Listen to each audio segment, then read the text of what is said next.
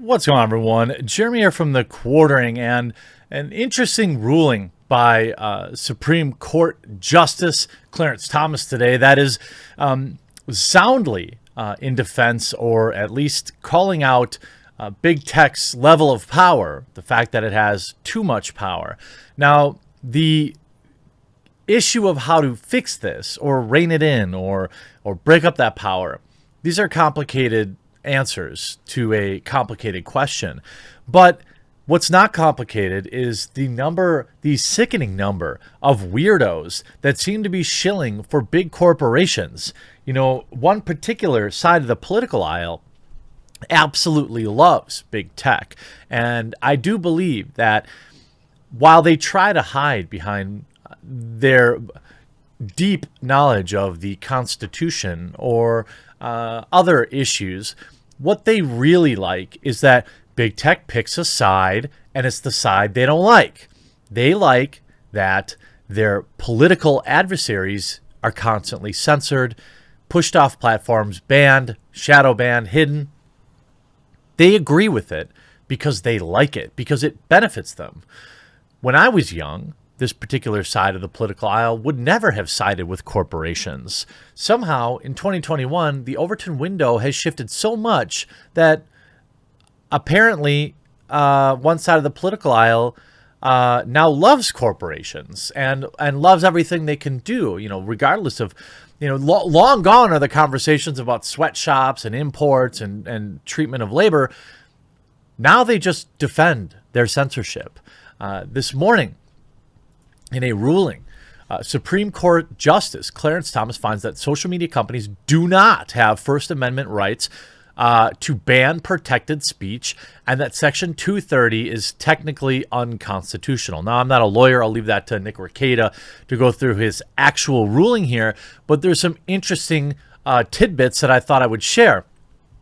So the Supreme Court Monday deemed former President Donald Trump's appeal of a ruling that said it was unconstitutional for him to block critics, deeming his page to be a protected public forum. The court called for this case to be dismissed as Trump is no longer in office, and Twitter has blocked him from the platform. Justice Clarence Thomas agreed with the decision in light of Trump no longer being president, but the conservative jurist illustrated the complexity of the matter that Trump ultimately did not have full control over his own account. I think that this is an important distinction that a lot of people are glossing over right now. Essentially, you don't own your account. They own your account. And they can do with it as they please under current rules. Quote, "It seems rather odd to say something is a government forum when a private company has unrestricted authority to do away with it," Thomas wrote in a concurring opinion. The Second Circuit Court of Appeals had ruled against Trump, claiming that as president, he used his Twitter account to discuss political matters, and therefore the interactive participation of commenting on his tweets was considered public forum protected by the First Amendment. If you remember, he actually lost, I believe, or was ruled against in this lawsuit that said he couldn't block anybody. Because you're the president, you're not allowed to block anybody on Twitter. Because you're the president, your particular Twitter account has First Amendment protection. But I don't see that across the board for government officials, and it probably should be.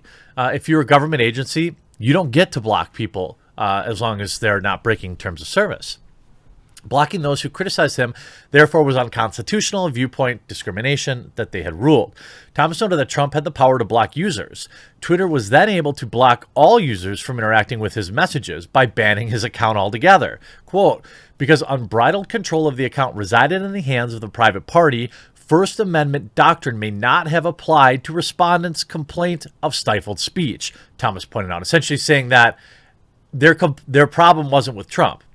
Thomas pointed out, stating that whether governmental use of private sector implicates the First Amendment often depends on whether the government's control over that space. Thomas acknowledged how modern technology is not easily addressed by existing legal doctrines, and warned that Supreme Court, quote, "will soon have no choice but to address how our legal doctrines apply to highly concentrated privately owned information infrastructure such as digital platforms." Essentially, if all this jargon is boring you, essentially what I think he's getting into is treating Twitter, Facebook, YouTube as government utilities in a way, which is complex. It comes with its own share of things that I don't agree with. With that in mind, he cautioned that the power wielded by social media giants like Twitter poses its own issues. Quote, the Second Circuit feared that then President Trump cut off speech by using the features that Twitter made available to him, Thomas said. But if the aim is to ensure that speech is not smothered, then the more glaring concern must perforce be the dominant digital platforms themselves. As Twitter made clear, the right to cut off speech lies most powerfully in the hands of the private digital platforms. The extent to which that power matters for purpose of the First Amendment and the extent to which that power could lawfully be modified raise interesting and important questions. That's right. I mean, ultimately, if we're going to be having First Amendment conversations about Twitter, Facebook, YouTube, then it's really not about the individual user, is it? It's about what they allow. Now, the 30,000-foot view of my opinion, which, you know, anybody's opinion is going to be more nuanced than just a summary. But quite frankly, I think that if social media platforms, which are privately held, want to ban people, then they should have every right to do so. My question or my problem is only with when they have government protection under Section 230, and when they do not equally enforce their own rules. That's where I have a problem. If you want to ban, I don't think that there's any reasonable argument that Twitter, Facebook, and YouTube should be forced to allow terms of service breaking content. That's just, I don't think that dog hunts. But in the same breath, though, I will say it's my opinion that the rules are unevenly applied. Even we just talked about on YouTube that my channel faced a targeted campaign to deplatform and spread lies, but I'm basically not allowed to defend myself because that channel is smaller than mine. That's not fair. That's not the same enforcement. And life isn't fair, I get that. But that's not the same equal enforcement of your terms of service. So if a big channel isn't allowed to call out a little channel, then that should be in the terms of service. But it's not. There are too many unwritten rules on YouTube, Twitter, Facebook, and other social medias that seem to too often break along the lines of one particular political leaning. We can talk about the old laptop scenario where Twitter tried to squash a story saying that the data from the laptop was obtained in a nefarious way with no evidence whatsoever.